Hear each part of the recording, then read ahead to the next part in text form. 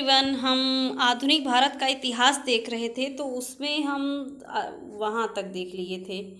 कांग्रेस का लाहौर अधिवेशन और पूर्ण स्वराज प्रस्ताव तक देख लिए थे। तो आज हम देखेंगे सविनय अवज्ञा आंदोलन। और अगर आपने पहले वाला वीडियो नहीं देखा है तो उसको देख लीजिए, इसका 3 पार्ट आया है। तो चलिए शुरू करते हैं। कल वीडियो नहीं आ पाया अति व्यस्तता के कारण। तो इसमें क्या था कि सविनय अवज्ञा आंदोलन, तो सविनय अवज्ञा आंदोलन 1930 में हुआ। तो कैसे प्रारंभ हुआ? दांडी मार्च 12 मार्च 1930 को साबरमती आश्रम अहमदाबाद से ये प्रारंभ हुआ। सविनय अवज्ञा आंदोलन 6 अप्रैल 1930 तक प्रारंभ हुआ। पूछा जाता है कि प्रारंभ कहाँ से हुआ, तो ये दांडी से प्रारंभ हुआ। घटनाक्रम देखिए तो महात्मा गांधी गिरफ्तार हो गए 5 मई 1930 को। यरवदा जेल में गांधी जी की गिरफ्तारी के बाद अब्बास तैयबजी जो थे वो आंदोलन के नेता थे। इसको देख लिए हैं क्या? चलिए फिर से देख लेते हैं। जो अब्बास तैयब की गिरफ्तारी के बाद सरोजनी नायडू द्वारा धरसना नामक गोदाम पर धावे का नेतृत्व किया 21 मई 1930 को। उत्तर पश्चिम सीमा प्रांत में ये वाला देख लिए हैं। खुदाई खिदमतदार गढ़ संगठन हुआ, इसी को लाल कुर्ता आंदोलन भी कहते हैं। तो इसके संस्थापक रहे खान अब्दुल गफ्फार। और मणिपुर में क्या हुआ? जिया तरंग आंदोलन हुआ। नेतृत्वकर्ता जो थी वो नागा जनजाति की महिला थी, गैडिन लल्लू। और क्या हुआ कि सविनय अवज्ञा आंदोलन के दौरान उत्तरी बिहार के सारण जिले में खूब प्रदर्शन हुआ चौकीदार टैक्स के विरोध में। दांडी मार्च शुरू किया गया था नमक कानून तोड़ने हेतु। गांधी जी जो थे, आज गांधी जयंती भी है। सितंबर 1932 में अखिल भारतीय छुआछूत विरोधी लीग की स्थापना। हरिजन साप्ताहिक पत्रिका का प्रकाशन भी यही करते थे। अब देखिए गांधी इरविन समझौता, ये वाला देख लिए हैं।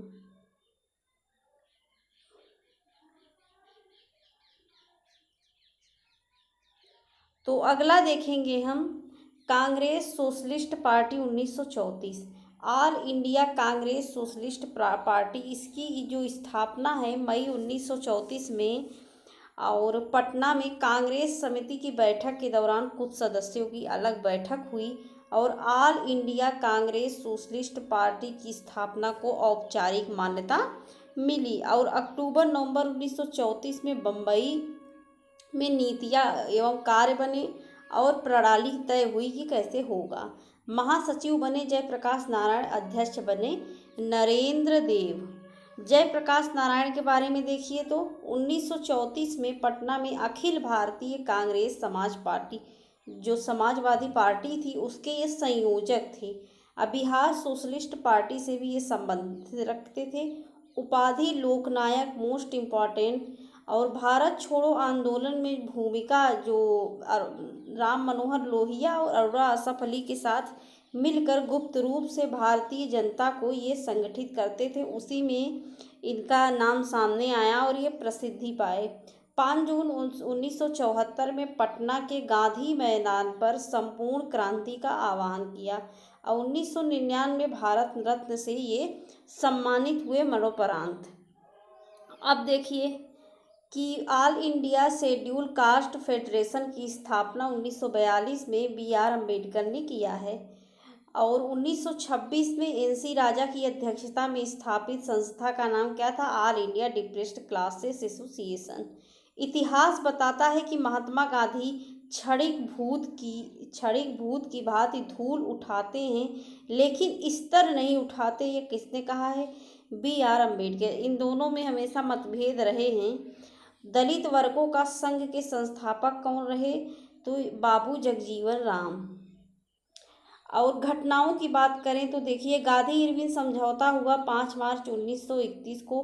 भगत सिंह को फांसी दी गई 23 मार्च 1931 को। तभी बहुत ज़्यादा वो गांधी जी की इसमें निंदा हुई थी। तो इसी में ये कहे हैं कि गांधी मर सकता है लेकिन गांधीवाद नहीं। ये इनका सिद्धांत था कि किसी भी कीमत पर हम ये अहिंसा के इतने ज़्यादा पुजारी थे कि असहयोग आंदोलन से ही आप लोग अंदेशा लगाइए कि असहयोग आंदोलन जब चौरी चौरा कांड हो जाता है, उस समय असहयोग आंदोलन जोरों शोरों पे था, लेकिन इन्होंने चौरी चौरा कांड हुआ तो इन्होंने उस असहयोग आंदोलन को बंद कर दिया और उसमें इनकी बहुत निंदा भी हुई, लेकिन ये सिद्धांत के इतने पक्के थे कि ये अपने जो कह देते थे वो कह देते थे। कांग्रेस का कराची अधिवेशन 26 से 31 मार्च 1931 को, इनका ये था कि अगर हम एक बार हिंसा को प्रोत्साहित करेंगे तो बार बार हिंसा होगी। ये सही भी है। पूना समझौता 24 सितंबर 1932 को।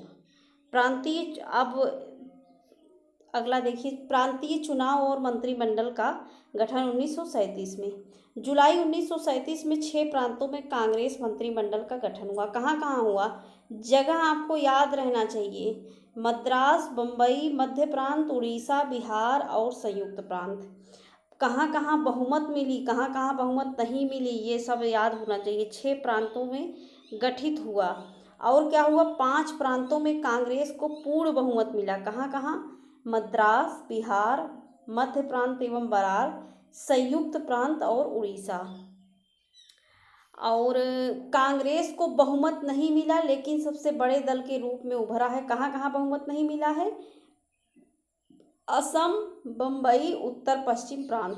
बाद में पश्चिमोत्तर प्रांत और असम में भी कांग्रेस ने सहयोगी दलों के साथ सांठगांठ करके मंत्रिमंडल बना लिया था। अब हम देखेंगे देसी रियासतें, इसको ध्यान से देखिए। बटलर समिति बनी थी वर्ष 1927 में, भारतीय रियासत समिति, और इसका उद्देश्य क्या था कि भारत सरकार तथा भारतीय रियासतों के मध्य संबंधों की जांच करना और ब्रिटिश भारत तथा भारतीय रियासतों के मध्य आर्थिक एवं वित्तीय संबंधों में सुधार हेतु सिफारिश करना। और अखिल भारतीय राज्य जन कॉन्फ्रेंस का आयोजन दिसंबर 1927 में हुआ था। और Bharat Prajamandal all India States Peoples Conference का अध्यक्ष 1939 में जवाहरलाल नेहरू बने, इनको चुना गया। और 26 अक्टूबर 1947 को कश्मीर के महाराजा जो थे हरी सिंह ने भारत में विलय के लिए हस्ताक्षर पत्र सौंपा जवाहरलाल नेहरू को। भारतीय संघ में अधिकांश रजवाड़ों का विलय हुआ 1947 में। इसको, इन सब प्रश्न को याद रखिए। और क्या हुआ देखिए, 1937 में जो चुनाव हुआ था उसमें कार्यकाल 28 माह तक चला था। उसमें जो द्वितीय विश्व युद्ध में भारतीयों की स्वीकृति के देखिए, जो द्वितीय विश्व युद्ध था अक्टूबर 1939 में, उसमें वो इंडियन कुछ कहे नहीं, लेकिन इंडियन से बिना पूछे ब्रिटेन ने कह दिया कि भारत हमारे सपोर्ट में है, इसीलिए विरोध हुआ है, इसीलिए मंत्रिमंडल खत्म कर दिया गया। द्वितीय विश्व युद्ध में भारतीयों की स्वीकृति के बगैर ब्रिटेन द्वारा भारत को शामिल किए जाने के विरोध में भारत वाले कहे नहीं, लेकिन ब्रिटेन ने कहा कि इंडिया हमारे साथ है। जिन्ना द्वारा भारत के सभी मुसलमानों से 22 दिसंबर 1939 के दिन मुक्ति दिवस मनाने का आह्वान किया गया। मुक्ति दिवस कब मनाया गया? 22 दिसंबर 1939 को। इसको याद रखिए। कांग्रेस मंत्रिमंडलों के त्यागपत्र देने की खुशी में मनाया गया था। तो संयुक्त प्रांत सरकार 1937 में, देखिए इसमें प्रधानमंत्री गोविंद वल्लभ पंत, कानून एवं न्याय मंत्री कैलाश नाथ काटजू, वित्त मंत्रालय किसके पास था? रफ़ी अहमद किदवई। अब हम देखेंगे द्वितीय विश्व युद्ध से संबंधित जो प्रश्न बन सकते हैं। ये प्रारंभ हुआ 1939 में, और कांग्रेस का जो प्रस्ताव था, युद्ध में समर्थन के बदले भारत को स्वतंत्र राष्ट्र घोषित किया जाए, ये हमारी मांग थी। हमारी नहीं, मतलब उस समय कांग्रेस की। लॉर्ड जो लिनलिथगो की गतिविधियां क्या थी कि भारतीय विधानमंडलों की सहमति के बिना भारत को युद्ध में शामिल कर दिया। सहमत नहीं हुआ, लेकिन कह दिया कि हमारे में इंडिया सपोर्ट में है। देश में आपातकाल की घोषणा हुई, उसका बढ़ चढ़ के कांग्रेस ने विरोध किया, मंत्रिमंडल से इस्तीफा भी दे दिया। 28 माह तक चली थी बस। 17 अक्टूबर 1939 को भारत जर्मनी के विरुद्ध युद्धग्रस्त घोषित हुआ। 1 सितंबर 1939 को क्या हुआ? जर्मनी द्वारा पोलैंड पर आक्रमण के साथ प्रारंभ हुआ। ब्रिटेन के तत्कालीन प्रधानमंत्री नेविल चैम्बरलेन और विंस्टन चर्चिल थे, और विंस्टन चर्चिल ने ही इनको अर्धनंगा फकीर कहा है। पाकिस्तान की मांग देखिए, मुस्लिम लीग द्वारा इलाहाबाद अधिवेशन में 1930 में अध्यक्ष थे इकबाल। अध्यक्षीय भाषण में मुस्लिमों के लिए एक पृथक देश की प्रथम बार एक निश्चित अभिव्यक्ति, एक पृथक देश की प्रथम बार किसने किया? इकबाल ने। कहाँ? इलाहाबाद अधिवेशन में। लाहौर अधिवेशन में क्या हुआ कि 22 से 24 मार्च तक 1940 में चला। अध्यक्ष इसके जिन्ना थे भारत से अलग एक मुस्लिम राष्ट्र। तो इसमें जिन्ना ने क्या कहा था कि अगर अंग्रेज चले जाएंगे तो भारत जंगल राज हो जाएगा। ये किसका कथन है? जिन्ना का। ये भी प्रश्न बना है। अध्यक्षीय भाषण एक अलग मुस्लिम राष्ट्र के अतिरिक्त कुछ और स्वीकार नहीं। एक मुस्लिम राष्ट्र के अतिरिक्त और कुछ स्वीकार्य नहीं, इसको किसने कहा था? जिन्ना ने। मान्यता जिन्ना के द्विराष्ट्र सिद्धांतों को ये मान्यता देता है। अब 23 मार्च 1943 को पाकिस्तान दिवस का आयोजन हुआ। कब हुआ? 23 मार्च 1943 को। चौधरी रहमत अली के बारे में देखिए। 1933 में पाकिस्तान शब्द का इन्होंने ही सर्वप्रथम प्रयोग किया है और कैम्ब्रिज विश्वविद्यालय के ये छात्र रहे हैं। Pamphlet now or never are we to live or perish forever में इन्होंने ऐसा लिखा है। पाकिस्तान शब्द का इन्होंने प्रयोग किया है। पाकिस्तान नामकरण इन 5 इकाइयों के नाम पर देखिए। Baluchistan, Sindh, north east frontier province या अफगान प्रांत और कश्मीर। सरोजनी नायडू ने मोहम्मद अली जिन्ना को हिंदू मुस्लिम एकता का दूत कहा था। किसने कहा था? सरोजनी नायडू ने। अब देखिए व्यक्तिगत सत्याग्रह 1940 अगस्त प्रस्ताव हुआ। तो अगस्त प्रस्ताव में देखिए कांग्रेस ने गांधी जी के नेतृत्व में इस प्रस्ताव को पूरी तरह से अस्वीकार कर व्यक्तिगत सत्याग्रह शुरू किया। प्रतीकात्मक अभिव्यक्ति क्या थी? ब्रिटिश सरकार की भारत नीति के प्रति नैतिक विरोध। प्रारंभ हुआ 17 अक्टूबर 1940 को। प्रथम सत्याग्रही थे मोस्ट इम्पॉर्टेंट विनोबा भावे, तृतीय पंडित जवाहरलाल नेहरू और महात्मा गांधी सर्वोदय शब्द का सर्वप्रथम प्रयोग किए, इसको बता चुके हैं। अब विनोबा भावे सर्वोदय समाज की स्थापना की है, इसको याद रखिए। सर्वोदय शब्द पूछेगा तो महात्मा गांधी सर्वोदय समाज की स्थापना पूछेगा तो विनोबा भावे। गांधी जी के आदर्शों के प्रचार के लिए सर्वोदय समाज की स्थापना किसने किया? विनोबा भावे ने किया। क्रिप्स मिशन देखिए 1942 अध्यक्ष रहे सर स्टेफोर्ड क्रिप्स। इसमें क्या हुआ कि संविधान निर्माती परिषद में भारतीय राज्यों का प्रतिनिधित्व और संविधान निर्माती परिषद के गठन का उल्लेख है और युद्ध के बाद ये डोमिनियन राज्य का दर्जा पूछा जाता है कि क्रिप्स मिशन में क्या था? तो मांग थी डोमिनियन राज्य का।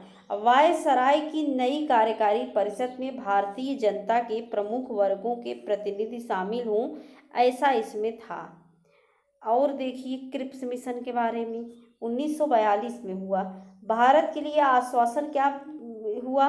किसी भारतीय सत्ता के अधीन नहीं होगा और संविधान निर्मित करने का अधिकार भारतीयों को दिया जाएगा। युद्ध के बाद एक संविधान निर्माती परिषद का गठन होगा। संविधान निर्माती परिषद में ब्रिटिश भारत के प्रांतों को निर्वाचित सदस्य होंगे। देशी रजवाड़ों के नामांकित प्रतिनिधि शामिल होंगे। और क्रिप्स मिशन के बारे में देखिए। क्रिप्स मिशन उत्तर तिथीय चेक कहा किसने? और महात्मा गांधी ने। क्रिप्स मिशन के साथ कांग्रेस के आधिकारिक वार्ताकार थे पंडित जवाहरलाल नेहरू और मौलाना अबुल कलाम आज़ाद। भारत छोड़ो आंदोलन 1942 में देखिए स्वतः स्फूर्त जन आंदोलन के मुख्य केंद्र रहे यूपी में रहा आजमगढ़, बलिया और गोरखपुर। बिहार में गया, भागलपुर, सारण, पूर्णिया, शाहाबाद, मुजफ्फरपुर और चंपारण। अब देखिए भारत छोड़ो आंदोलन में देखिए तो कांग्रेस कार्य समिति बैठक हुई 14 मई 1942 को। कहाँ? वर्धा में। अध्यक्ष रहे अबुल कलाम आज़ाद। ये उस समय अध्यक्ष रहे कांग्रेस के। पारित प्रस्ताव भारत छोड़ो, भाग लेने वाला देखिए, भाग लेने में याद रखिए कि भारत छोड़ो आंदोलन में कौन भाग लिया है। मौलाना अबुल कलाम आज़ाद, महात्मा गांधी, जेबी कृपलानी, सरोजनी नायडू, जवाहरलाल नेहरू, वल्लभ भाई पटेल, पट्टाभी सीतारामैया, डॉक्टर राजेंद्र प्रसाद, जीवी पंत, प्रफुल्ल चंद्र घोष, सैयद महमूद, ये सब पक्षधर थे। अखिल भारतीय कांग्रेस कार्य समिति देखिए, ये बैठक हुई 7 अगस्त 1942 को ऐतिहासिक ग्वालिया टैंक बम्बई में। वर्धा प्रस्ताव भारत छोड़ो आंदोलन की यहाँ पुष्टि हुई और 8 अगस्त 1942 को वर्धा प्रस्ताव स्वीकार किया गया, बहुत थोड़े से संशोधन के साथ। भारत छोड़ो आंदोलन प्रारंभ करने की घोषणा हुई और प्रस्ताव में प्रस्तुत किया किसने? जवाहरलाल नेहरू ने। समर्थन दिया पंडित सरदार पटेल ने। आलेख इसका गांधी जी, नेहरू, मौलाना आज़ाद के सहयोग से ये लिखा गया।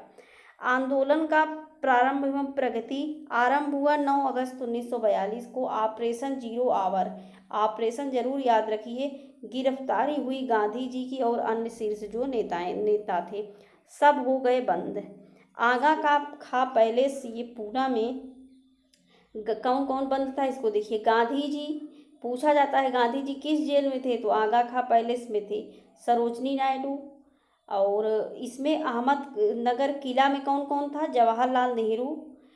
आगा खा पैलेस में गांधी जी और सरोजनी नायडू थे। अहमद नगर किला में जवाहरलाल नेहरू, अबुल कलाम आज़ाद, गोविंद बल्लभ पंत, डॉक्टर पीसी घोष, पट्टाभी सीतारामैया, सैयद महमूद, जेबी कृपलानी। बांकीपुर जेल पटना में ये कर रहे थे राजेंद्र प्रसाद और वहीं बंद कर उठे डॉक्टर राजेंद्र प्रसाद। हजारीबाग शिव कुमार और रामानंद। आंदोलन में भागीदारी समूचे देश की थी। सर्वाधिक प्रभावित था बम्बई, बंगाल, बिहार, उड़ीसा, यूपी और मद्रास। स्वतः स्फूर्त आंदोलन शीर्ष नेताओं की गिरफ्तारी के कारण जैसे शुरू हुआ और तुरंत बंद कर दिए। कांग्रेस रेडियो के बारे में देखिए। गुप्त और भूमिगत। गुप्त रूप में राम मनोहर लोहिया नियमित रूप से प्रसारण करते थे। अब भूमिगत होके उषा मेहता संचालन करने वाले छोटे से दल की महत्वपूर्ण सदस्य थी, तो इसको याद रखिए, उषा मेहता वाला पूछा जाता है। लुई फिशर के बारे में देखिए, ये अमेरिकी पत्रकार थे। महात्मा गांधी के जीवनीकार थे। महात्मा गांधी के जीवनीकार थे। तो भारतीय स्वतंत्रता की मांग ये किए। अब भारत छोड़ो आंदोलन के दौरान महात्मा गांधी के ये साथ थे। तो इस लुई फिशर के बारे में एक वार्ता ये है कि ये बिना नमक के भोजन किए महात्मा गांधी के साथ, तो इनको अच्छा नहीं लगा, तो गांधी जी ने कहा कि आप नींबू ले लीजिए, और लेकिन नींबू इसमें भोजन में अगर नींबू डाल देंगे तो स्वाद मर जाएगा। तो ये हंस के कहते हैं कि बापू आप तो स्वाद को भी नहीं मानना चाहते, इतने ज़्यादा अहिंसा के पुजारी हैं। तो ये रही बात। अब देखिए, करो या मरो का नारा महात्मा गांधी ने दिया इसी भारत छोड़ो आंदोलन के समय। भारत छोड़ो आंदोलन को 1857 के बाद का सबसे गंभीर विद्रोह कहा का कौन? लिनलिथगो। भारत छोड़ो आंदोलन के दौरान जयप्रकाश नारायण फरार हुए हजारीबाग के सेंट्रल जेल से। 1942 के भारत छोड़ो आंदोलन से राष्ट्रीय स्वयंसेवक पृथक रहा, और ये वो आरएसएस जो था, राष्ट्रीय स्वयंसेवक संघ, ये 1940 से भारत के आज़ादी के बाद तक किसी भी आंदोलन में साथ नहीं रहा। ये हमेशा पृथक रहा, और ये अंग्रेज़ों के गुप्तचर के रूप में काम करते थे, जो ये आज़ादी के लिए इधर मर रहे हैं और ये गद्दारी करते थे। यहाँ की जो गुप्त योजना थी जा जा के बताते थे। और भारत छोड़ो आंदोलन, इनकी आरएसएस की स्थापना 1925 में हुई है। भारत छोड़ो आंदोलन के दौरान बम्बई में कांग्रेस सम्मेलन में गांधी जी का संबोधन। गांधी जी का संबोधन क्या था देखिए। पट्टाभी सीतारामैया के अनुसार वास्तव में गांधी जी उस दिन अवतार एवं पैगंबर की प्रेरक शक्ति से प्रेरित होकर भाषण दे रहे थे। बीमारी के कारण गांधी जी को 6 मई 1944 को ये क्या हुए, वो जेल से रिहा हुए। इसमें चर्चिल कहा था कि हम समूचे देश से जीत जा रहे हैं, हम सबसे जीत जा रहे हैं, लेकिन इस बुढ़े के आगे हम झुक कैसे सकते हैं। ये बुढ़ा हमको हमेशा परेशान किया है, ऐसा चर्चिल ने कहा है। समांतर सरकार के बारे में देखिए, तलचर ये अवस्थिति उड़ीसा में रही है। तलचर अवस्थिति पूछी जाती है। अवधि कुछ समय तक समानांतर, वो भारत छोड़ो आंदोलन के को सक्रिय बनाने के लिए जगह जगह समानांतर सरकार बनी, तो उसमें सबने अलग अलग जगह नेतृत्व किया। तो बलिया में क्या हुआ कि अगस्त 1942 में चित्तू पांडे के नेतृत्व में सरकार बनी। पूछा जाता है कि समानांतर सरकार कब बनी, तो भारत छोड़ो आंदोलन के समय 1942, 44, 45 की बात है। सतारा में देखिए क्या हुआ, ये कहाँ है, महाराष्ट्र में 1943 के मध्य से 1945 तक सबसे लंबे समय तक चलने वाली सरकार रही। प्रति सरकार नामकरण हुआ। प्रमुख नेता YV चढ़ड़ या नाना पाटिल, दो लोग थे। तो सबसे समय तक समानांतर सरकार चली तो वो सतारा वाली। तामलुक मिदनापुर बंगाल, ये दिसंबर 1942 से सितंबर 1944 तक जातीय सरकार तूफान पीड़ितों की सहायता के लिए कार्यक्रम प्रारंभ किया। तो याद रखिए कि समानांतर सरकार कहाँ कहाँ बनी थी। प्रश्न पूछा कैसे जाएगा कि नेतृत्वकर्ता से प्रश्न पूछा जाएगा, सन से भी पूछा जाएगा और नेतृत्व से भी पूछा जाएगा। तो इसमें से आप कुछ नहीं छोड़ सकते और नाम भी पूछा जा सकता है। तो याद रखिए तलचर, बलिया, सतारा और तामलुक। अब हम देखेंगे सुभाष चंद्र बोस और आज़ाद हिंद फौज, इससे भी एक प्रश्न बनने तय हैं। सिंगापुर में स्वतंत्र भारत के अस्थायी सरकार आज़ाद हिंद फौज का गठन किया। अब देखिए ध्यान से, कब किया सरकार का गठन आज़ाद हिंद सरकार का? 21 अक्टूबर 1943 को। किसने किया? सुभाष चंद्र बोस जी ने किया है। अभी देखिए सुभाष चंद्र बोस जी के बारे में। और जन्म तिथि 23 जनवरी 1897 में। जन्म कटक उड़ीसा में। स्नातक की उपाधि 1919 में कलकत्ता विश्वविद्यालय से। भारतीय नागरिक सेवा 1920 में उत्तीर्ण, बहुत ही विद्वान व्यक्ति थे ये। और कांग्रेस अध्यक्ष बने 2 बार, 1938 में, 1939 में। और संस्थापक रहे फॉरवर्ड ब्लॉक 1939 में। ये जब वो गांधी जी से अलग हुए तो अपना एक अलग पार्टी, गांधी जी के मान की वजह से ये इस्तीफा दे दिए थे, क्योंकि पट्टाभी सीतारामैया को वो बनाना चाहते थे गांधी जी, और ये पट्टाभी सीतारामैया को हरा देते हैं। तो इससे वो गांधी जी अपना अपमान समझते हैं। तो गांधी जी के सम्मान में इस्तीफा देके फॉरवर्ड ब्लॉक की स्थापना करते हैं। विशेष क्या रहा? 1943 में आज़ाद हिंद फौज की कमान संभाली। उपाधि की बात करें तो इनको नेताजी कहा जाता था। देश नायक रविन्द्रनाथ टैगोर ने कहा। देशभक्तों का देशभक्त महात्मा गांधी ने कहा है। और प्रसिद्ध नारा क्या था? तुम मुझे खून दो, मैं तुम्हें आज़ादी दूंगा। आज़ाद हिंद फौज के बारे में देखिए रूपरेखा। जून 1942 में बैकाक सम्मेलन में प्रस्ताव पारित हुआ। और क्या हुआ कि काउंसिल ऑफ एक्शन का गठन हुआ, प्रतिनिधि समिति के द्वारा इसका गठन हुआ।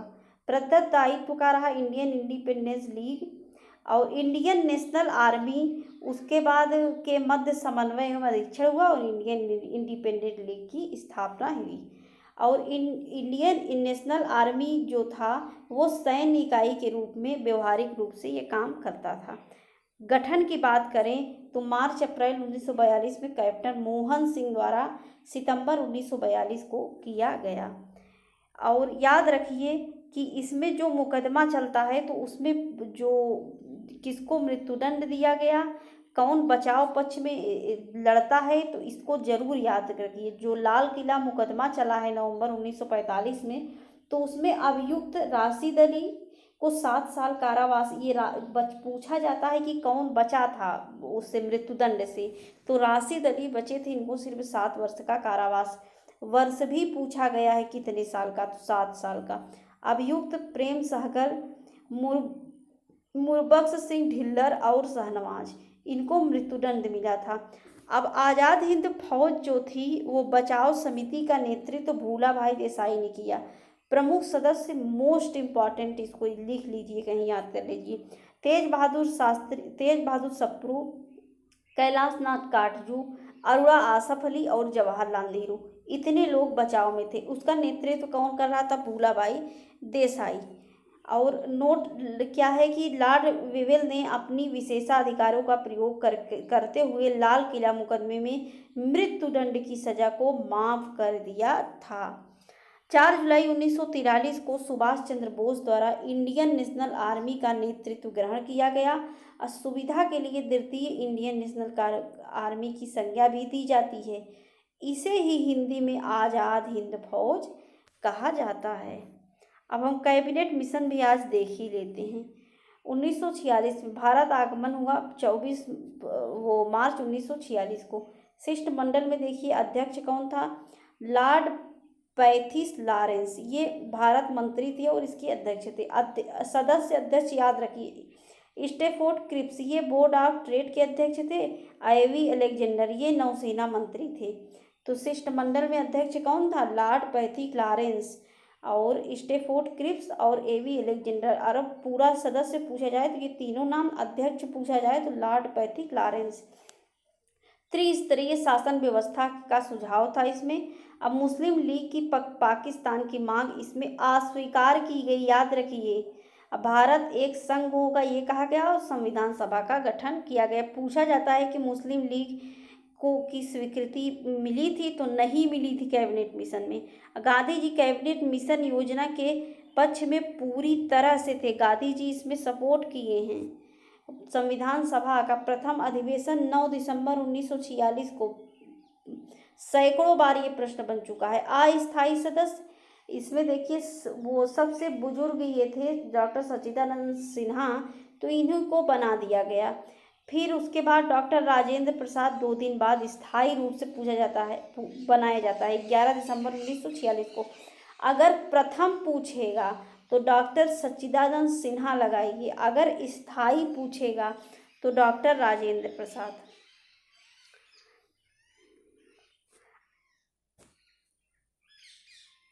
विधानसभा के गठन से पूर्व की गतिविधियां क्या थी? स्वराज विधेयक 1895 में संविधान सभा के सिद्धांत का सर्वप्रथम दर्शन यहीं में होता है, बाल गंगाधर के निर्देशन में तैयार होता है। और क्या हुआ गांधी जी में? क्या हुआ? ये संविधान सभा के गठन के पहले की सारी गतिविधियां हैं। महात्मा गांधी 20वीं सदी में सर्वप्रथम संकेत किए कि भारतीय संविधान भारतीयों के इच्छा अनुसार ही होगा। कैबिनेट मिशन प्लान 1946 में इसके अंतर्गत संविधान सभा का गठन पूछा गया है। सैकड़ों बार प्रश्न कि संविधान सभा का गठन किसके प्लान पर हुआ? तो कैबिनेट मिशन प्लान के तहत। मोतीलाल नेहरू 1924 में ब्रिटिश सरकार के सम्मुख संविधान सभा के निर्माण की मांग किए हैं। और क्या हुआ कि कांग्रेस का फैजपुर अधिवेशन जो था, तो इसमें जवाहरलाल नेहरू ने अध्यक्षता की है। दिसंबर 1936 में संविधान के अर्थ तथा महत्व की इसमें व्याख्या किए हैं। एम.एन. राय ये प्रतिपादक रहे औपचारिक रूप से संविधान सभा के विचार का। जवाहरलाल नेहरू विचार को मूर्त रूप दिए हैं। अब देखिए महत्वपूर्ण तथ्य, कैबिनेट मिशन योजना के अनुसार संविधान सभा का चुनाव जुलाई 1946 को हुआ। संविधान सभा के निर्माण के लिए प्रत्येक प्रांत को 10 लाख लोगों के लिए एक प्रतिनिधि के अनुपात में जनसंख्या के सांप्रदायिक स्थान आधार पर स्थान दिए जाने की घोषणा। इसका समरी ये है कि हर 10 लाख पे एक प्रतिनिधि होगा। पूछा जाता है कि एक प्रतिनिधि कितने पे था? तो 10 लाख। संविधान सभा के लिए चुनाव हुआ। 296 सदस्य ब्रिटिश भारत प्रांत के थे निर्वाचित।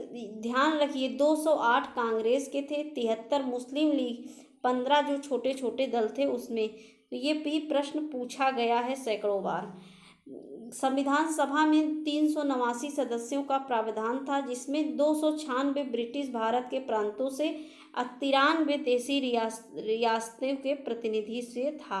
अब अंतरिम जो सरकार बनती है उसके बारे में देखिए। गठन के लिए निमंत्रण मिलता है 12 अगस्त 1946 को लॉर्ड विवेल द्वारा कांग्रेस अध्यक्ष जवाहरलाल नेहरू को। घोषणा होती है 24 अगस्त 1946 को जवाहरलाल नेहरू के नेतृत्व में। भारत की पहली अंतरिम वो राष्ट्रीय सरकार की ये इसमें इनके की कौन अध्यक्षता करता है? पंडित जवाहरलाल नेहरू। गठन, ये वाली डेट बहुत बार पूछा गया है। अंतरिम सरकार का गठन कब होता है? तो 2 सितंबर 1946 को प्रारंभ हुआ। मुस्लिम लीग की इसमें भागीदारी नहीं रही है। और 16 अगस्त 1946 को मुस्लिम लीग द्वारा सीधी कार्यवाही दिवस सुनिश्चित किया गया इसके विरोध में। तो ये सब डेट जरूर याद रखिए। सीधी कार्यवाही दिवस, पाकिस्तान दिवस, तो ये सब डेट पूछी जाती है। अक्टूबर 1946 को मुस्लिम लीग के 5 सदस्य अंतरिम सरकार में शामिल हुए। अंतरिम सरकार 2 सितंबर 1946 को। खाद्य एवं कृषि मंत्री डॉक्टर राजेंद्र प्रसाद। रक्षा विभाग बलदेव सिंह। विदेश मामले पंडित जवाहरलाल नेहरू। डेट जल्दी याद नहीं होता, तो डेट अगर याद कुछ करने की ट्रिक लगाया करिए कि मान लीजिए आपके कोई घर में कोई भी या आपके अपने, तो उनके बर्थडे से याद कर लिया करिए। मान लीजिए 16 तारीख किसी का बर्थडे है, तो 1946 से उनका जन्म कब हुआ, तो उसी से प्लस माइनस करके याद कर लिया करिए, तो इससे डेट याद हो जाती है। कुछ डेट तो याद ही रहती है। तो अपने घर के या कोई भी बड़ी हस्ती जिसका बर्थडे आपको याद हो, तो उनसे लिंक करके याद किया करिए, तो आपको याद रहेगा। अब हम और कल देखेंगे। कल हो सकता है ये लास्ट सीरीज हो, तो उसके बाद कोई वो मध्य भारत हम करेंगे 2-3 वीडियो में, उसके बाद अगला सब्जेक्ट उठाएंगे। और करंट अफेयर अभी दृष्टि 5-6 तारीख तक आ जाएगी, जो एक आंख वाली आती है दृष्टि, तो उसकी सीरीज हम शुरू करना चाहते हैं, और जो आर्थिकी है उसकी, इसीलिए करंट बना नहीं रहे हैं। तो पहले हम सोच रहे हैं कि आर्थिकी आई है तो उसका बना दें, तो कल मिलेगा उसका वीडियो करंट अफेयर का। तो वीडियो देखने के लिए बहुत बहुत धन्यवाद। वीडियो हेल्पफुल लगे तो आप अपने मित्रों तक इसको पहुंचाइए। वैसे आप पहुंचाते नहीं, शेयर नहीं करते, सिर्फ देख के बंद कर देते हैं। Thanks for watching this video.